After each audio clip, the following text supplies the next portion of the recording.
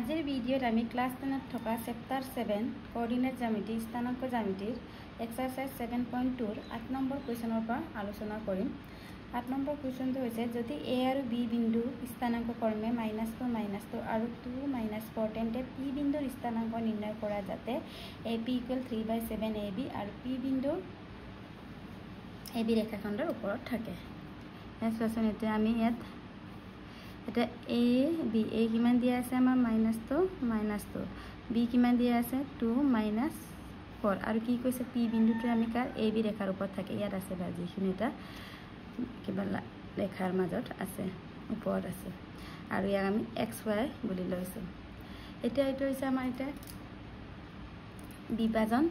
উত্তৰ ব্যৱহাৰ কৰি আমি p বিন্দুৰ স্থানাঙ্ক উলিয়াব লাগে, কিন্তু তাৰ আগতে তোমালোকে জানিব লাগিব বিভাজন উত্তৰ প্ৰয়োগ কৰিলে আমাক লাগে অনুপাতটো ৰেচিও, মানে ap টো আমি m1 লৈছো আৰু pb টো আমি কি লৈছো m2। এতিয়া m1 আৰু m2 আমি উলিয়াই ললে আমি বিভাজন উত্তৰ প্ৰয়োগ কৰি আমি p বিন্দুৰ স্থানাঙ্ক উলিয়াব পাৰো। এটা আমি আকৌ কেনেকৈ উলিয়াম, আমাক দিয়া আছে ap = 3/7 ab ap = 3/7 ab এইটো আমি কি কৰিম ap = 3/7 এটা ab = কি এই ৰেখাৰ আমাৰ মুঠ কিমান আছে ab টো আছে ইয়াক মাজতে কোনে ভাগ কৰিছে p বিন্দুটিয়ে, তেনেহলে ap = আমি কি লিখিব পাৰো ab + pb হ'ব। এটা 7 টো ইফালে আমাৰ ক্ৰস হৈ গ'ল, ক্ৰস মাল্টিপ্লিকেশ্যন, তাৰপিছত 3ap + 3pb আকৌ 7ap ap থকাখিনি একে সাইডে আনো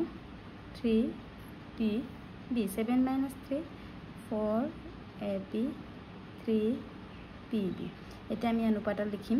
ap/pb = 3/4।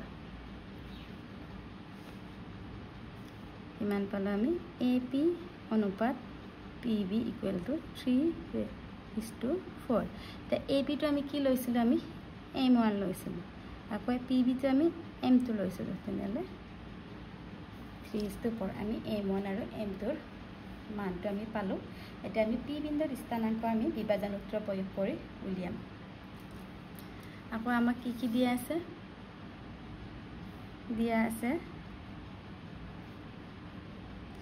x1 = -2 y1 = -2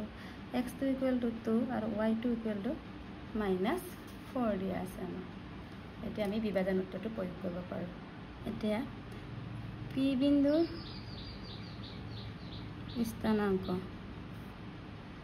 px y এটা আমি একেলগে লিখিম p m1 x2 m2 x1/a1 + m2 x বেলেগ বেলেগ লিখি থাকে একেলগে আমি স্থানাঙ্কটো লিখিলে আমাৰ অকমান সময়ও বাছে, সেইকাৰণে ডাইৰেক্ট লিখিব লাগে।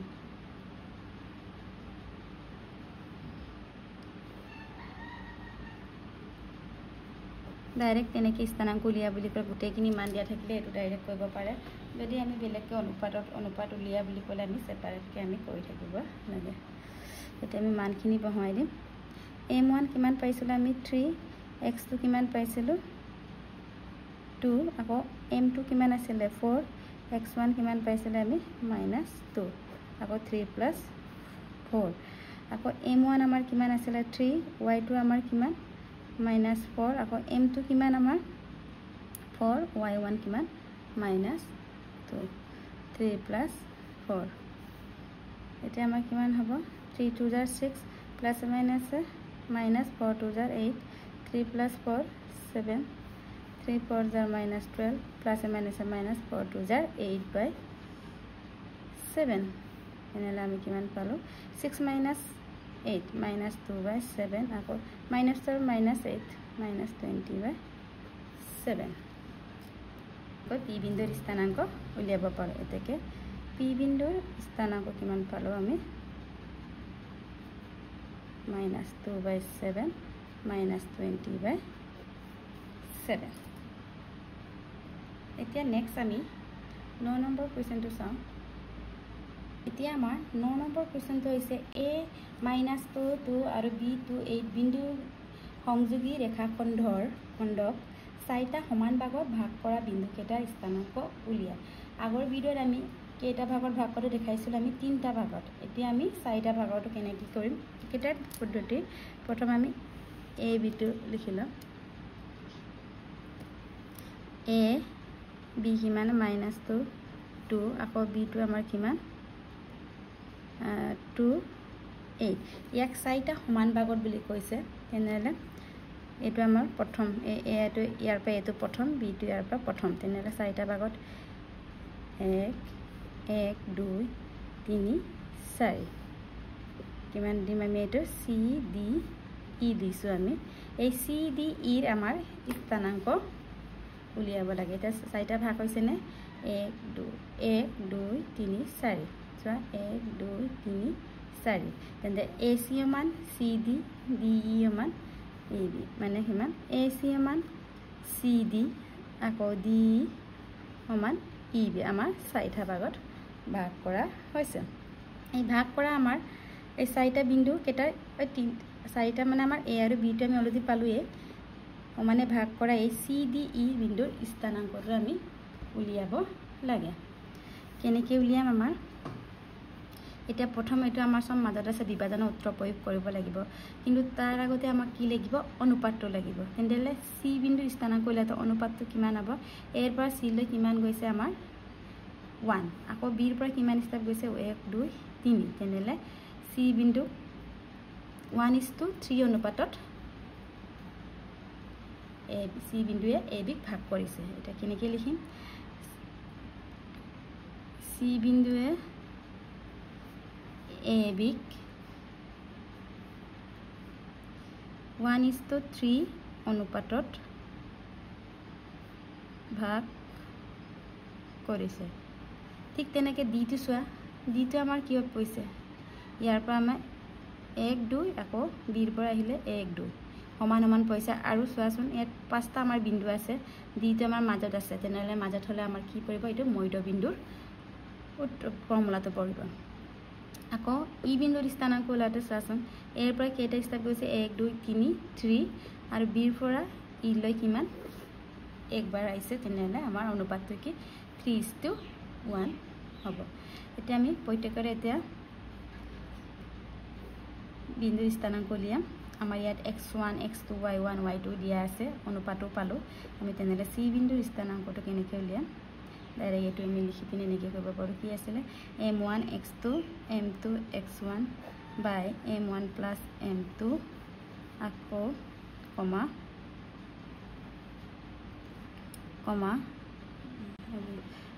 m1 y2 plus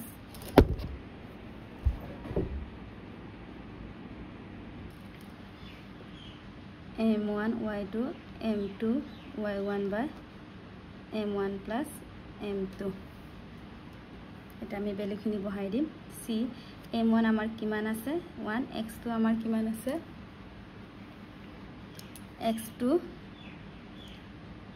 2 আকৌ m1 m2 আমাৰ 3 x1 কিমান -2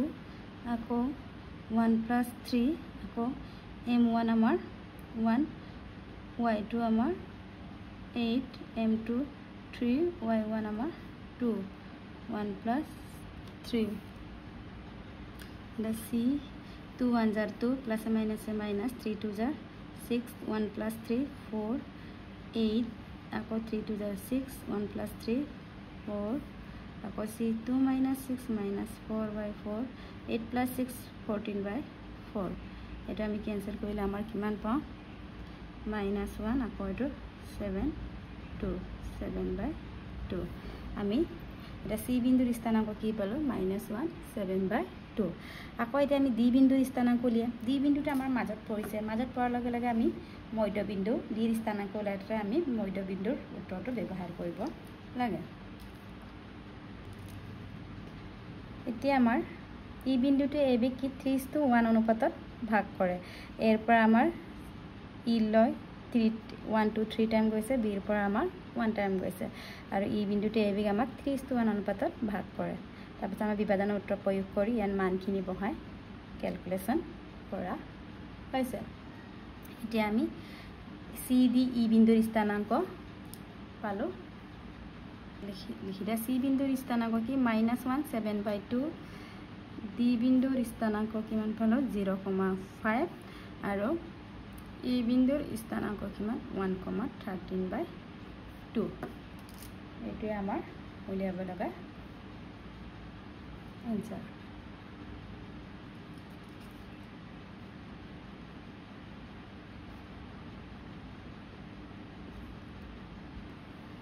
এতিয়া আমি নেক্সট 10 নম্বৰ কুৱেশ্যনটো আলোচনা কৰিম 10 নম্বৰ কুৱেশ্যনটো হৈছে এটা ৰম্বাসৰ কালি নিৰ্ণয় কৰা যদি তাৰ ঈৰ্ষবিন্দুবিলাক স্থানাংক ক্ৰমে এইদৰে দিয়া আছে এতিয়া ৰম্বাসৰ কালি উলিয়াৰ আগতে তোমালোকে ৰম্বাসৰ কালিনো কি এই ফৰ্মুলাটো জানিব লাগিব আমি জানো যে ৰম্বাসৰ কালি কি হয় 1/2টা কৰ্ণৰ দুডালৰ পূৰণফল 1/2 পদাকক ডায়াগোনাল এতিয়া আমি ৰম্বাসটো আঁকি চাওঁ এটা আমাৰ ৰম্বাস আমাক দিয়া আছে এ বি সি ধৰিলো